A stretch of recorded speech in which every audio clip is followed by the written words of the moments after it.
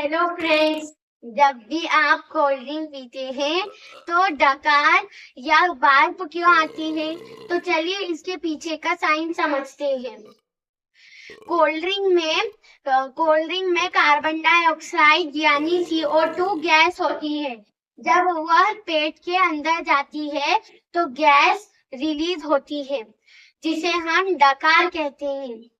तो फ्रेंड्स, अगली बार जब आपको डकार आए तो समझ लेना ये CO2 का कमाल है। अगर वीडियो अच्छी लगी हो तो लाइक, शेयर और हमारे चैनल को सब्सक्राइब करें। थैंक्स।